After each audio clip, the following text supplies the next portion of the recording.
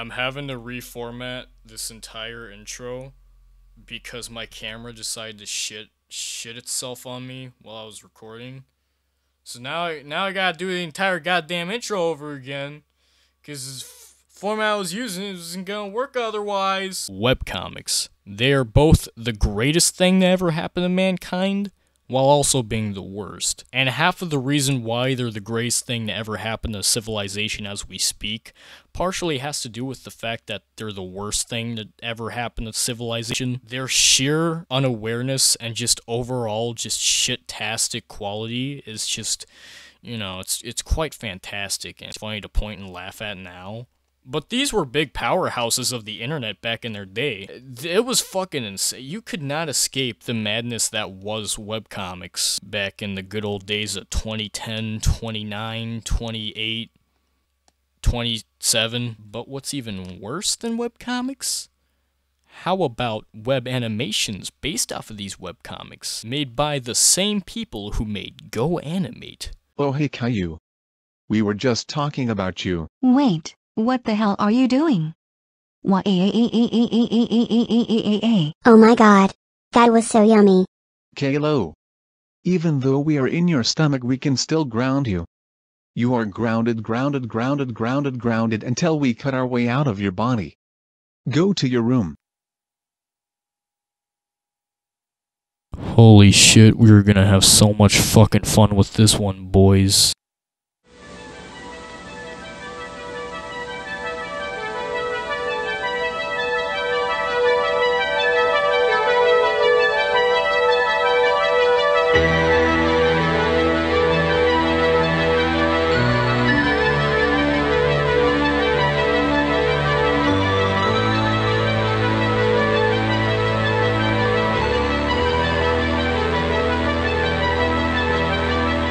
Imagine, if you will, spending countless hours getting professional voice actors and working on what we'd essentially refer to as primitive technology by today's standards, just to get this.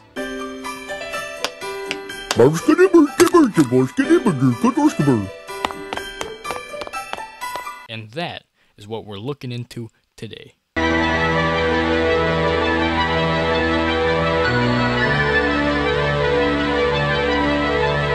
Before I get into this atrocity, I just want to touch on a little history behind the legacy that is LOS. LOS is one of those rare instances in which I would classify something as a legendary meme. A joke in which it is so legendary that nobody can actually ever completely ruin the joke.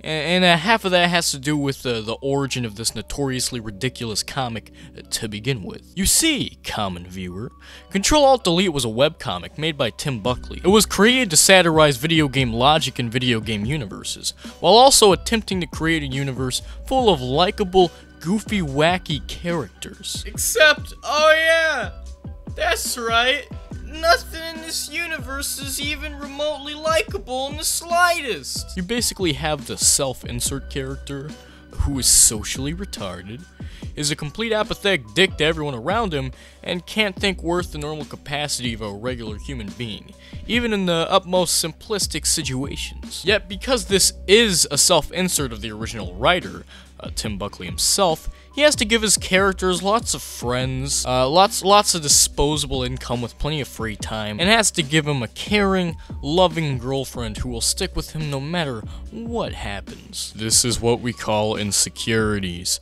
When you write your self-insert character to be the biggest ass on the face of the planet who can't handle the utmost simplistic aspects of normal everyday human activities, yet still make him completely perfect, with a happy life, even though he did nothing to deserve it at all. Where I was trying to go with all that, before I admittedly derailed somewhat, was that this universe had established itself as goofy random video game humor with goofy random characters. Like, who can forget about that one guy with glasses? He just kinda exists. He doesn't really contribute anything to the comic or the show. But oh boy, look how random he is. He has a pet penguin. Isn't that fucking crazy? Or how self-insert Tim Buckley created a mastermind robot out of his old Xbox from complete accident.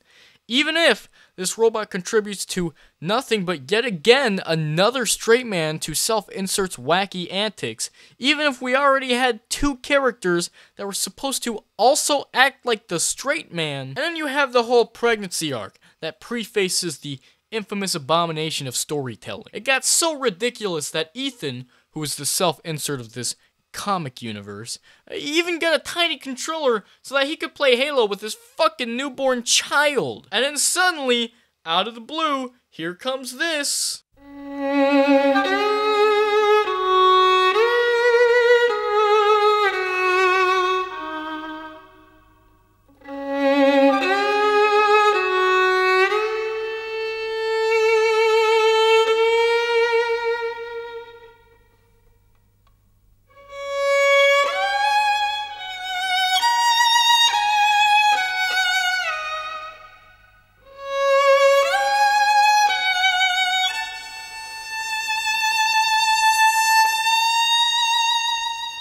Hey Tim! Nice 180 you pulled on us. Really tugs at my heartstring. Everyone, give Tim Buckley a round of applause for being a genius writer. Yeah, basically what happened was that Tim thought it'd be a good idea to involve some emotional depth to his characters, even years after he's already established this universe. Real tonally consistent there, Tim. And just to be precise, we're talking 6 years after he's developed his universe. Not just like some fucking, not just like year or so. No, this is 6 years. Hey, let's include a story about a miscarriage in my wacky, goofy gamer comic. Out of nowhere. I'm sure it'll go over perfectly fine with everyone. I'm bringing all of this up on the table just to look into before I get into the show itself, because half of understanding everything wrong with this animated show also stems from everything wrong with the storytelling and development of the characters from the comics as well.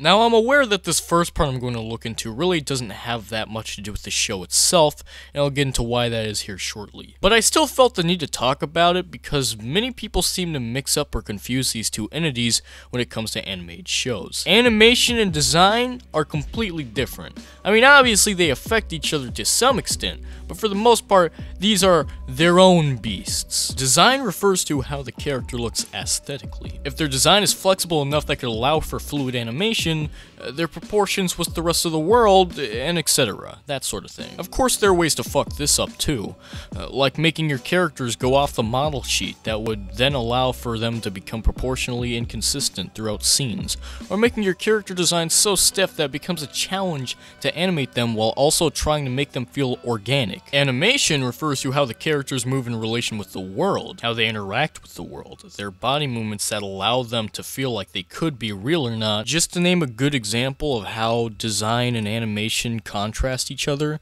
just look at Family Guy. Family Guy has passable designs that I'm mostly indifferent to, but the animation is fucking atrocious. The world doesn't feel real from an animated standpoint because every movement is so carefully calculated, and oftentimes it feels like characters aren't allowed to move if there's any movement going on. Now, this isn't to say that Family Guy is a bad show. I mean, even if I personally feel like the quality of the show has vastly deteriorated for a long time now, it still has its qualities to it. Animation isn't the only thing that goes into the creation of these shows, but it can definitely help shape your opinions on the show itself, and it can also show how much time and effort was actually put into the show. Now, as to the reason why I mentioned that this was somewhat irrelevant to the main investigation itself, is because Ctrl Alt Delete has both terrible design and terrible animation. Like, holy fucking shit, guys. A Go Animate video would probably look better than this. You can make something better in Blender. And not the program, I mean an actual, literal blender. And something that I have yet to mention because I've been waiting for this moment is the fact that you had to pay for this. Yes, this was something you had to pay to see. What's worse is that these were 5-minute episodes too. They came out monthly. Not only did you have to pay for something that looks like this. Ooh, this game looks good.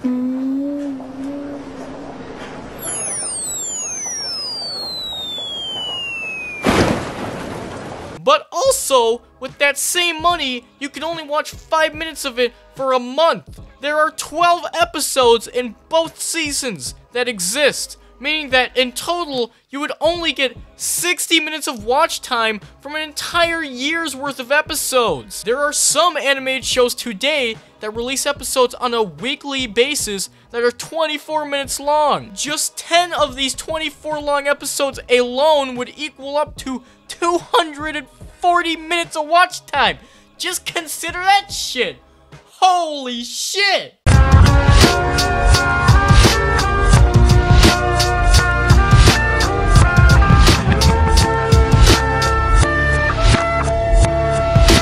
I also just want to talk about the intro to the show because, much like animation versus design, I also feel as if intros aren't talked about that much. I think the reason why I'm talking about this intro in particular has to, in part, do with the animation of the intro. You see, this show has what I like to call Johnny Testitis. Johnny Testitis is the unfortunate disease in which your intro is animated way better than the rest of the show itself. I would almost say that this intro is thought out more so than the entire rest of the series, but fact is, it really isn't. If anything, it's more confusing to the rest of the show. There are typically 3 different ways of approaching your intro in an animated series. The first way, and in my personal favorite way, is by showing these characters' relationships and just getting a good idea of how these characters will act towards one another before the show even begins. American Dad is a great example of this.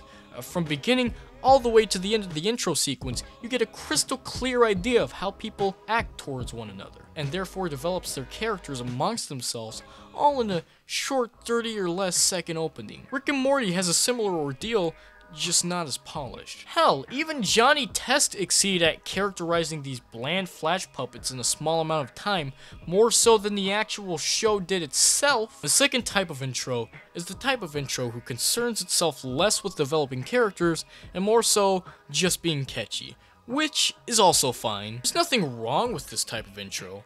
I mean, the point of these intro sequences are to get viewers anticipating to see what you have in store for them this week anyways. So, if you're able to perform that successfully, then good job, you have an intro sequence. Besides, it's not as if the second type of introductions can't introduce anything new either. Look at Super Jail, for instance. These intros are unique in that they don't really focus on introducing any characters or anything, but they do definitely contribute to setting up and developing a sense of madness that persists throughout the show. And then you have the third kind of intro.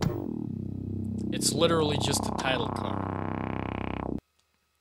Yeah, we're not gonna analyze that one much further outside of that. So which category does Ctrl Alt Delete's intro stand in? That's the issue. It can't really tell. On one hand, it doesn't do a good job at developing characters, sometimes even contradicting the show itself. Like the Xbox robot is giving flowers to the television and making a humping motion like he's gonna have sex with the television. But this doesn't make any sense because in the show itself, he's more of a straight man than a pervert. And then you have this scene where like you have just these random people who have nothing to do with the show, who are just staring and gawking at this totally rad gamer girl. I need me a good dose of that gamer girl pee, if you know what I mean. I can't wait to go home and sniff me some good gamer girl armpit. And that's it. But it's weird, and it doesn't make any sense in this universe, because watching the show, it seems as if Ethan is the only one who would actually do something as dumb and as reductive as this. And it's not as if this girl faces this issue often anyways. I mean, she's hardly in this show, for fuck's sake. So what's the point in trying to develop this world and these characters in this way if you aren't actually developing this world or these characters in this way? And then in the same intro later on, Ethan grabs this girl's tits because they're somehow dating, and she punches him to represent how strong and independent she is. When in the show itself, she has nothing to signify this.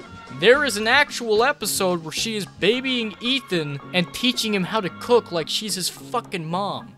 Yeah, that's a real strong representative female lead, am I right? This does a fucking awful job at developing characters. So, is it catchy? Does it at least have that much going for it?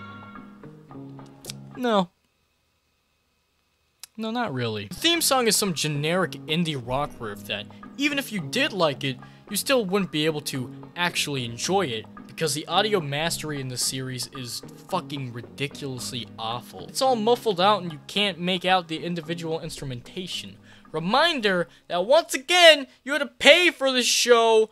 Oh boy, true quality, am I right? But I don't think it's trying to be catchy either way, because at the end, most of the supporting characters surround Ethan on his computer slowly, as if to say they all support him, and they're all friends. So yeah, I think this intro is intentionally trying to develop characters by not developing them at all. Fuck you, Tim.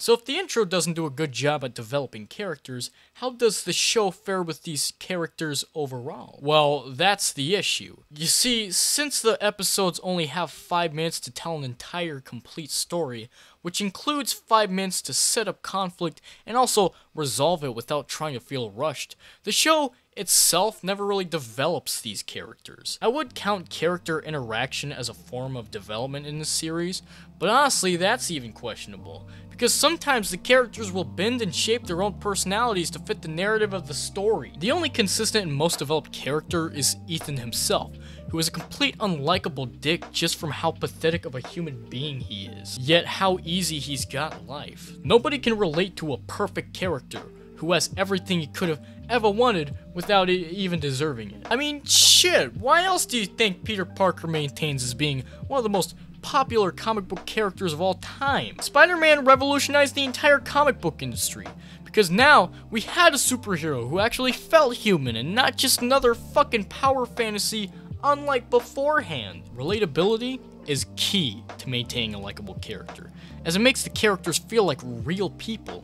You sympathize with them, and you wish the best for them whenever you see how many hardships in life they've gone through. But nope, not for Ethan. His biggest hardship is going to work and going outside. Yeah, did I mention how fucking terrible of an employee he is? Did I mention the part where he's an awful employee who should have been fired his first day, yet still somehow gets disposable income and is able to walk out of his GameStop ripoff with items from the store that he doesn't even fucking pay for? He is, by definition, stealing the store supplies, and he gets off scot-free. What the fuck? And this is our most developed character? This is fucking weak. I could at least forgive this asshole character trait if he at least got what he truly deserves. That would have made for an interesting character, actually. An unlikable asshole who is always being fed shit by everyone else because he's an unlikable asshole. Fuck these characters.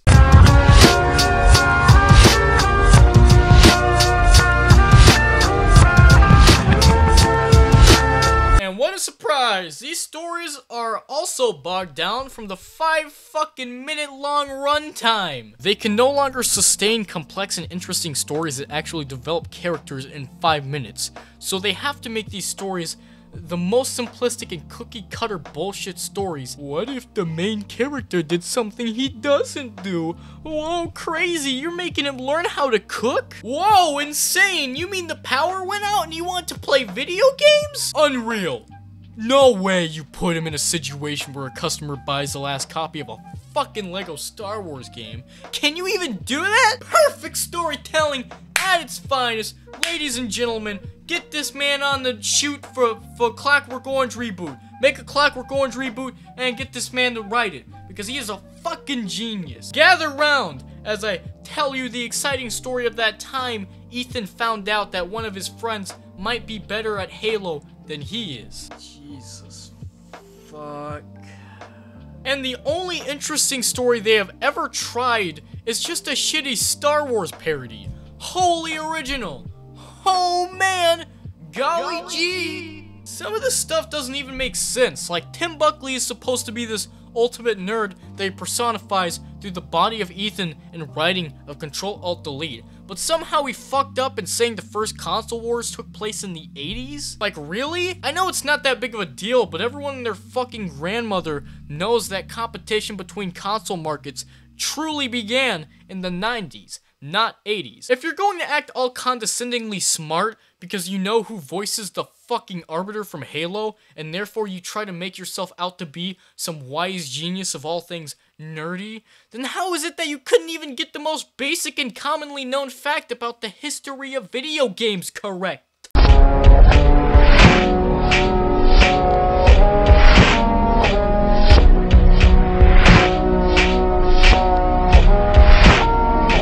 So if your story is dog shit and your characters are unlikable cunts at best while being completely inconsistent and redundant at worst, what all do you have left for you? Naturally you'd say comedy, correct? Well, you see, comedy is much more sophisticated than just saying funny jokes. Even if you do land some funny jokes, it doesn't exactly mean I'll give you credit, because in order for the joke to truly land, it shouldn't feel intrusive to the plot, and it still has to feel appropriate in relation to the characters. This is the issue I have with Rick and Morty Season 3, more specifically, Season 4 of Season 3.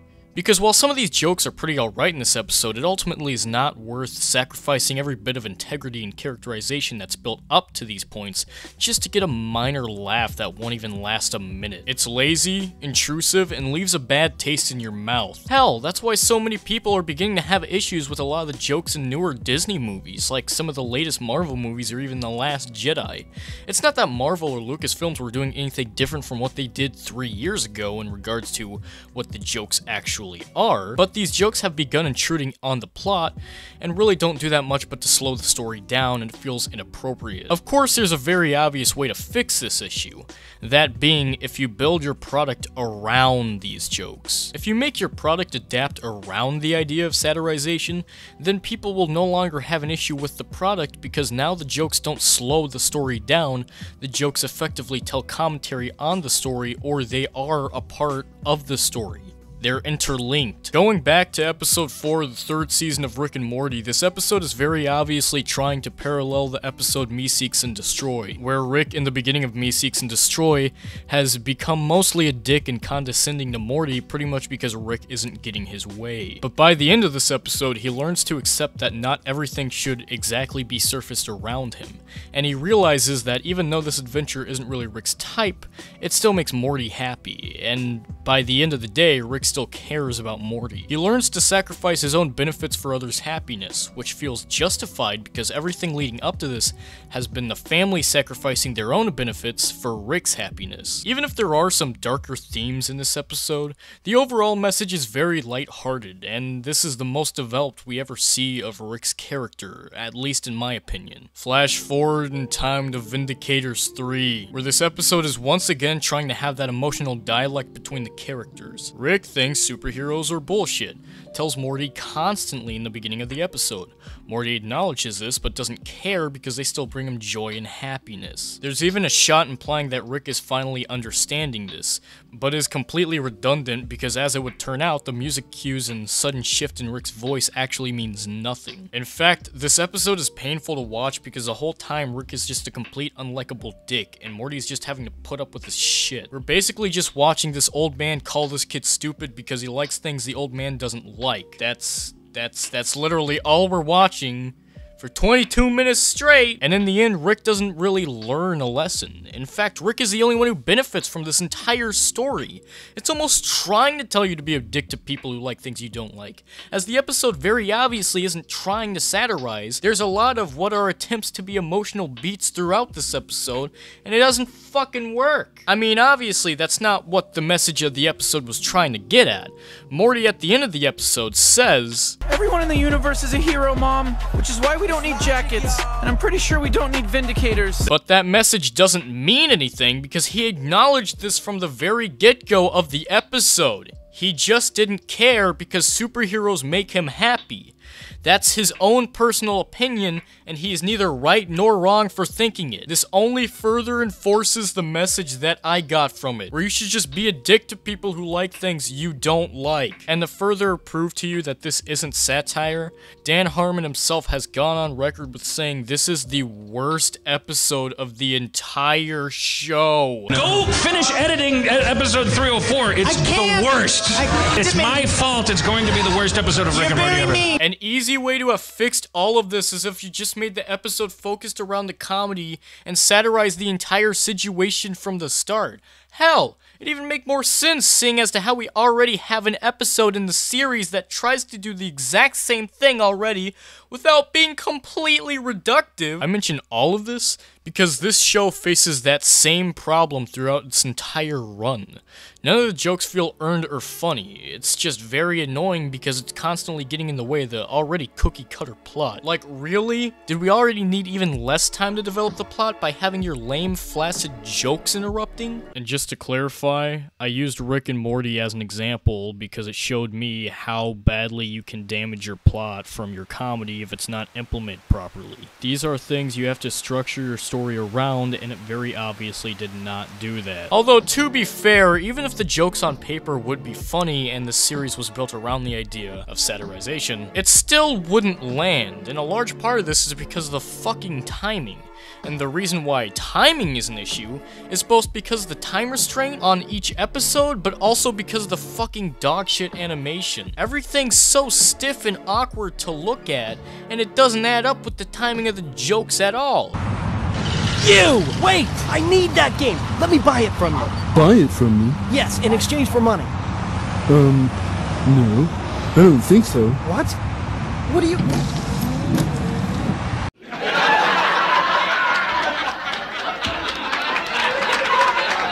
Every time I watch it, it's like that goddamn awful My Little Pony FNAF mashup that tried to make these characters dance to this really upbeat techno music, but fucking failed because of how stiff the animation was. Comedic timing is everything. Even if your joke isn't that funny at all, its timing can still determine the outcome of hilarity. So yeah, basically put, nothing in this goddamn show works. Honestly, nobody will ever truly know. I mean, I did some research as to why the show became a thing, and why Blind Ferret Entertainment of all people were the ones to create the show. According to Blind Ferret Entertainment themselves, other companies approached Tim Buckley to create an animated adaptation of his comic before Blind Ferret did. But for some reason, Buckley saw fit that it was Blind Ferret specifically who made the show. And it was because of this that I decided to do more research and look into it, because I was curious as to what Buckley saw in Blind Ferret more so than any of the other companies. And to this day, I still have no goddamn idea. From what I gathered, Blind Ferret wasn't a company who had ever tried to make an animated series before this. They were actually just people who published other online webcomics, so they obviously did not hold any credentials to make an animated show adaptation. Hell, it's not even a good adaptation at that. It's more of a continuation of the comic series, even if the comic series were going strong at that point. So as for the need to continue it in a show while the comic was also still continuing is a complete mystery to me. But despite all of this, they still made a season 2, like 3 years after the first season. But what's even weirder is that everything about season 2 was different. The animation team is different, the voice acting is different, and honestly, I think the voice acting got even worse between seasons. Sí, no habla inglés. ¿Por qué? Har har. Ethan, you're supposed to work today. I'm already there. That's interesting since I just called your house phone and you answered. No, you didn't. I'm there in the store. You just haven't found me yet. I don't know why I always have to come shopping with you. None of the stores here let me inside. I enjoy your company. Wait, you're banned from the whole mall now? I thought the Hallmark store still let you in. No, not after I sealed all the greeting cards in their envelopes. Actually, I think the designs and proportions entirely are slightly different as well. What the fuck? What the hell? What is this?